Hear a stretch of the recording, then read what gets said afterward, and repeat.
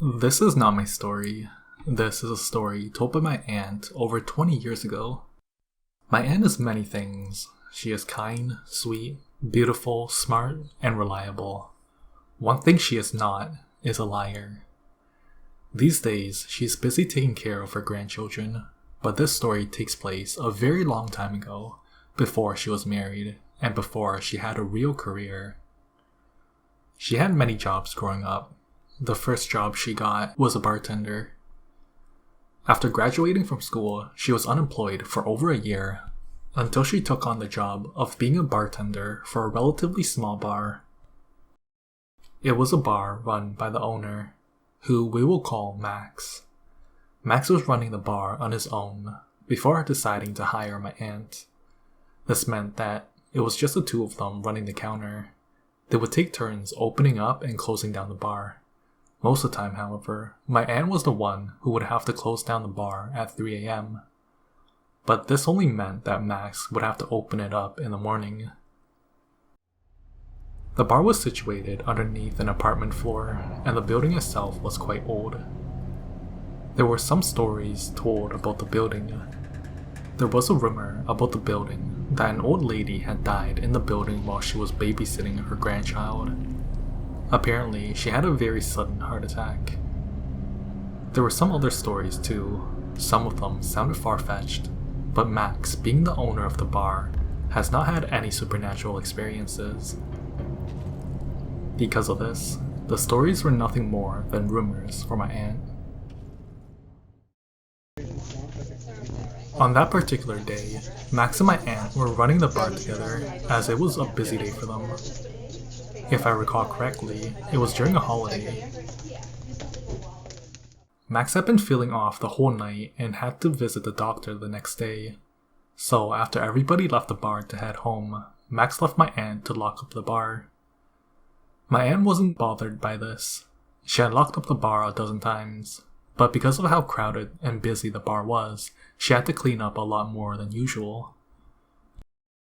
After the last stool was placed on top of the bar, she went to grab her things. That's when she heard footsteps coming from upstairs. She thought it was funny how the tenants upstairs never made a sound during the day, only supposedly waking up at night like vampires. She got her things and started locking the door, when she then heard something fall from within the darkened bar.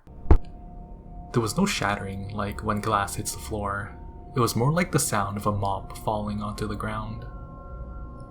Feeling defeated and totally exhausted, she decided to leave whatever fell on the ground to Max to clean up when he opens up the bar. With that being said, she locked up and left to go home. The next day, my aunt didn't have to clock in until 8 p.m., but she received a call from Max. Still exhausted from the night before, she groggily picked up the phone and answered it.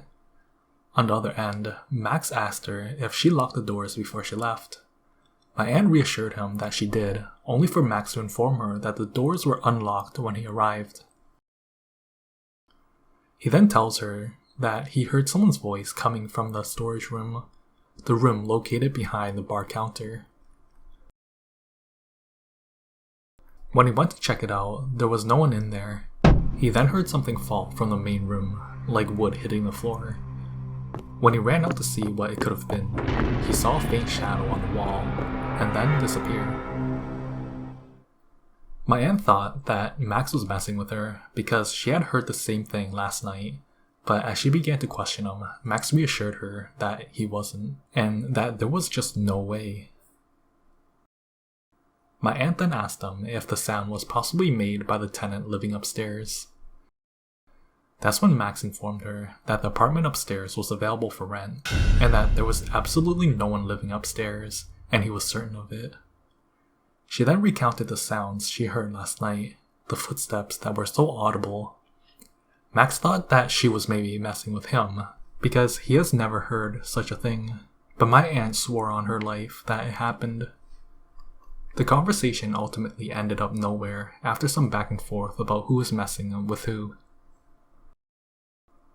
That night, my aunt went to work as usual. When it came time for closing and all the customers had left, My aunt was doing some final touch-ups and cleaning. She started putting cups away when the same footsteps from the night before began. This time, however, she also heard very audible doors opening and closing. Freaked out, my aunt quickly got her things and got the keys. She accidentally left the storage room lights on as she was ready to run for her life. She got outside and began locking the door when she saw in the corner of her eyes some humanoid figure inside the dimly lit bar. She looked up at the figure, just visible with the aid of the storage lights, to see that it was an old lady in a nightgown, with blackened, dark eyes, as if she had no eyeballs, standing in the middle of the bar. The scariest thing was that she had no legs. It was as if she was hovering over the wooden floors. At this point, my aunt was shaking so much she left the doors unlocked and ran to her car.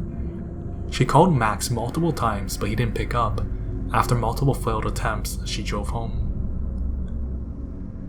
Needless to say, she couldn't sleep that night. The next morning, Max had called her asking what happened because the lights were still on and the doors were unlocked. My aunt began retelling her story to Max, telling him about the footsteps, the sound of doors opening and closing, and of course, the old lady in the nightgown.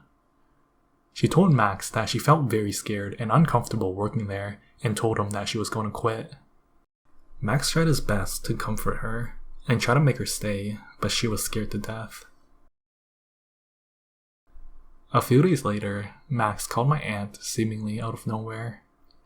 She picked it up and asked him what was up, reassuring him that she was not going to go back to work in that bar. That's when Max told her that he had been doing some digging and found out that there used to be an old lady that lived above the bar. She was a kind and quiet lady. She was rarely visited, and when she was, it was to babysit her grandchild. One day, she had fallen over and could not get up. She was weakened to such an extreme point, she couldn't move.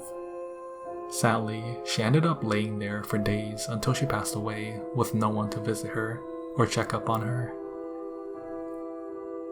Since working there and hearing about that story, my aunt now believes in ghosts.